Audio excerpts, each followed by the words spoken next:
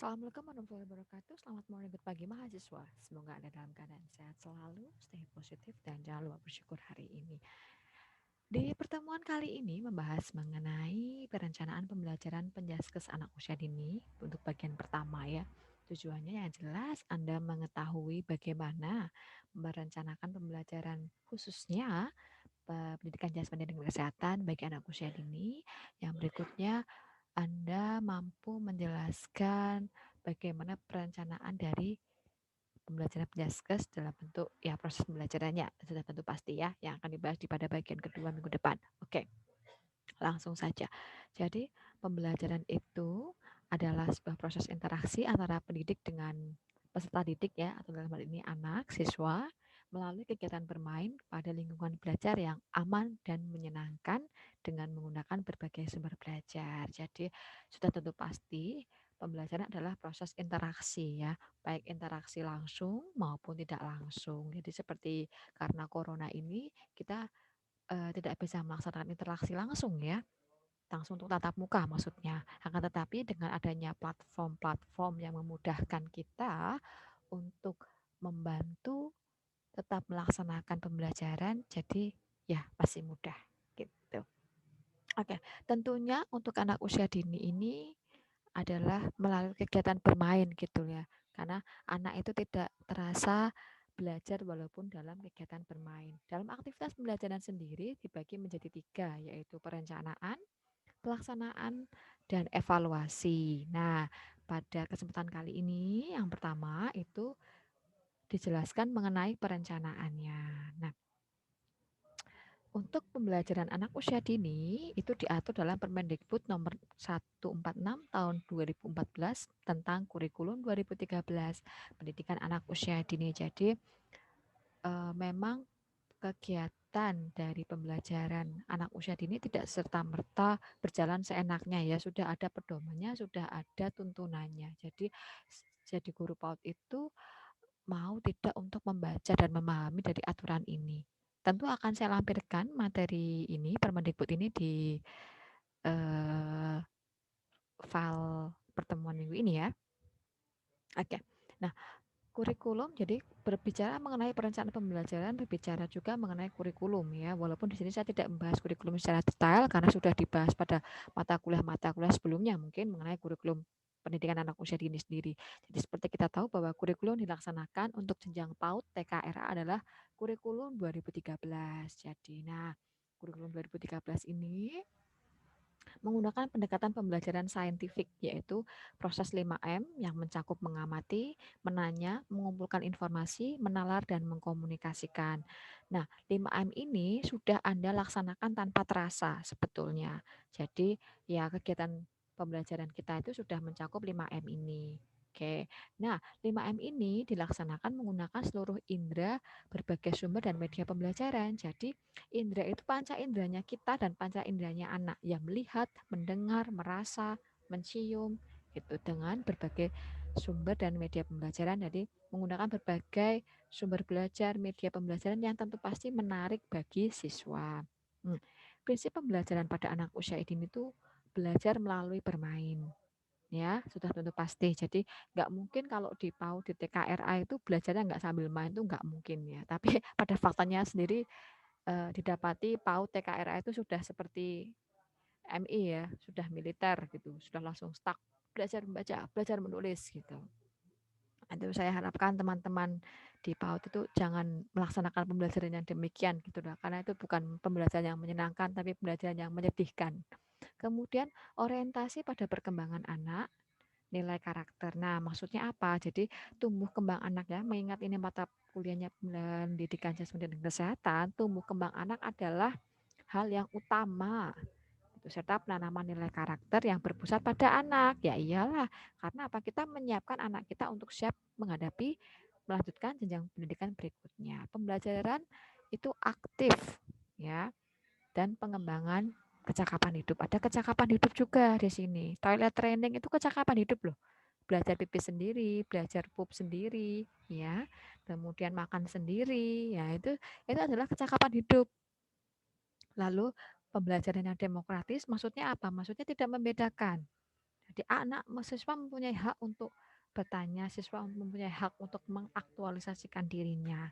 Serta yang tadi ya, sudah tentu pasti memanfaatkan berbagai media, sumber belajar, dan lingkungan yang kondusif. Nah, tadi berbicara mengenai pendekatan. Jadi ada pendekatan, ada metode, teknik, taktik, strategi, dan model ya. Jadi ini saya jelaskan hierarkinya. Saya singgung sedikit mengenai mata kuliah kurikulum bahwa yang pertama itu adalah pendekatan. Jadi dalam struktur posisi hierarkis pendidikan itu yang posisi hierarkis pembelajaran yang pertama adalah pendekatan dulu. Jadi pendekatan itu ada pendekatan yang berpusat pada guru dan berpusat pada siswa, kemudian turunlah ke strategi pembelajaran. Nah, baru dari strategi pembelajaran turun lagi ke metode pembelajaran, turun lagi ke teknik dan taktik, baru ke model pembelajaran. Jadi gitu ya, makanya pendekatan dan pembelajaran pada kurikulum 2013 untuk anak usia dini adalah pendekatan saintifik.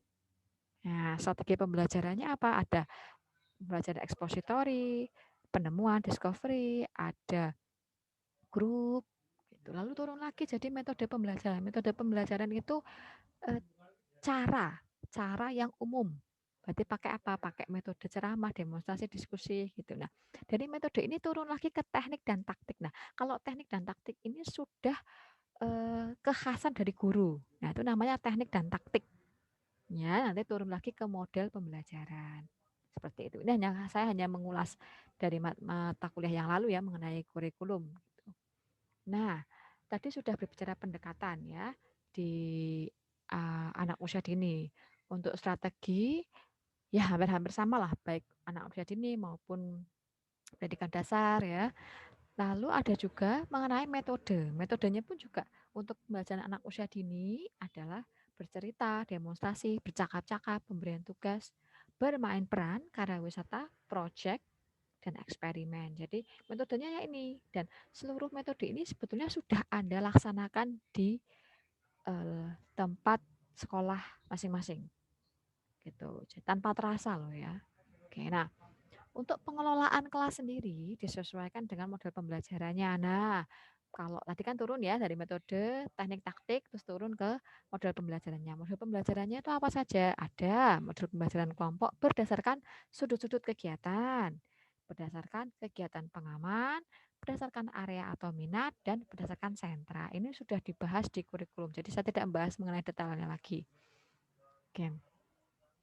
Nah, ada beberapa penelitian, saya cuplik 2 penelitian mengenai penggunaan metode dalam pembelajaran penjaskes, khususnya penjaskes ya. Jadi Muslihan dalam penelitiannya itu menyebutkan bahwa metode karya wisata atau outbound ya berupa kegiatan outbound di luar gitu, mendorong peningkatan keterampilan gerak dasar siswa dengan prosentase 83,93%.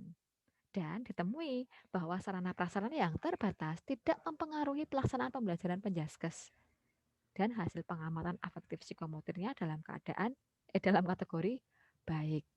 Begitu ya. Kemudian ada lagi bahwa metode bermain menggunakan alat sederhana itu sangat dibutuhkan guru. Jadi yang namanya pembelajaran itu tidak harus dengan media-media yang luar biasa amazing. Penggunaan kreativitas guru memanfaatkan alat-alat yang ada di sekitarnya itu mampu untuk mengoptimalkan gerak-gerak multilateral. Jadi gerak-gerak kombinasi maksudnya pada pada materi penjaskes untuk anak usia dini. Nah, ini adalah hasil-hasil penelitian menggunakan metode ya. Jadi tidak tidak isapan jempol belaka ya bahwa memang sudah diteliti hasilnya seperti ini. Nah, untuk lingkup pembelajarannya itu meliputi seluruh kompetensi dasar dengan memadukan semua program pengembangannya. Program pengembangannya apa saja? Yaitu nilai agama, moral, fisik, motorik, kognitif, bahasa, sosial, emosional, dan seni. Nah, khususnya penjaskes yang dikembangkan adalah aspek fisik motorik. Jadi ini saya kutip dari Permendikbud nomor 137 tentang Standar Nasional Pendidikan Anak Usia Dini. Ada 3 poin pada fisik motorik ini. Yang pertama motorik kasar, mencakup kemampuan gerak tubuh yang terkoordinasi, kemudian yang seimbang, lincah, gerak lokomotor, non-lokomotor, dan mengikuti aturan. Kemudian ada motorik halusnya, mencakup kemampuan kelenturan menggunakan jari dan alat untuk mengeksplorasi dan mengekspresikan diri dalam berbagai bentuk. Dan yang terakhir, mengenai kesehatan dan perilaku keselamatan. Jadi mencakup berat badan, tinggi badan, tingkat kepala, kemampuan berperilaku hidup sehat, bersih, dan peduli terhadap keselamatannya. Nah, jadi ternyata pendidikan anak usia dini pun diajarkan eh, sub mengenai kesehatan dan perilaku keselamatan pada aspek fisik motoriknya, pada program pengembangan fisik motoriknya. Jadi jangan diabaikan. Oleh karena itu nanti di mata kuliah ini akan dipaparkan lagi mengenai materi pendidikan keselamatan bagi anak usia dini. Oke, nah jadi berdasarkan Undang-Undang Sistem Pendidikan Nasional Nomor 20 Tahun 2003 itu dijelaskan bahwa PAUD itu upaya pembinaan yang ditujukan kepada anak sejak lahir sampai dengan usia 6 tahun melalui rangsangan pendidikan untuk membantu pertumbuhan dan perkembangan jasmani rohani agar memiliki kesiapan belajar dalam memasuki pendidikan lebih lanjut ya. Seperti minggu kemarin bahwa untuk pendidikan anak usia dini itu dilakukan melalui rangsangan-rangsangan pendidikan untuk membantu tumbuh kembangnya. Karena apa? Supaya anak itu siap belajar pada memasuki jenjang pendidikan selanjutnya. Jadi bukan bukan langsung diajarkan ya. Sekarang pertanyaannya adalah bagi teman-teman yang sudah mengajar, apakah rangsangan pendidikan yang Anda lakukan sudah mampu menstimulus anak didik? Nah, silakan dijawab dengan merefleksi pembelajaran yang sudah Anda lakukan di PAUD TK RA masing-masing ya. Nah, berkaitan dengan perencanaan pembelajaran, berkaitan pula dengan administrasi. Jadi, perencanaan pembelajaran itu berisi pendekatan, metode, dan model yang sudah tentu pasti sesuai dengan kebutuhan anak, karakteristiknya juga, serta budaya lokal. Nah ini ya, budaya lokal. Jadi jangan menghilangkan aspek budaya lokal. Boleh kita berpikirnya global, tapi tetap berpikirnya global, aksinya tetap budaya, aksinya tetap lokal atau mengunggulkan budaya kearifan lokal. Gitu. Nah, ini sudah tahu pasti teman-teman ya bahwa yang namanya administrasi pembelajaran itu ada yang namanya PROSEM, program semester, kemudian ada RPPM, rencana pelaksanaan pembelajaran mingguan, ada RPPH, rencana pelaksanaan pembelajaran harian. Jadi karena pembelajarannya itu di PAUD tematik ya, bertema, jadi setiap tema itu mencakup beberapa program pengembangan tadi ya, ada program pengembangan kognitif, ada bahasa, ada fisik motorik gitu. Jadi dijadikan satu melalui program semester yang diturunkan menjadi RPPM, diturunkan lagi menjadi RPPH atau rencana pelaksanaan pembelajaran harian tadi. Pasti teman-teman sudah memiliki ya komponen administrasi ini karena tidak mungkin yang namanya guru mau ngajar itu tidak punya pegangan, tidak punya pedoman.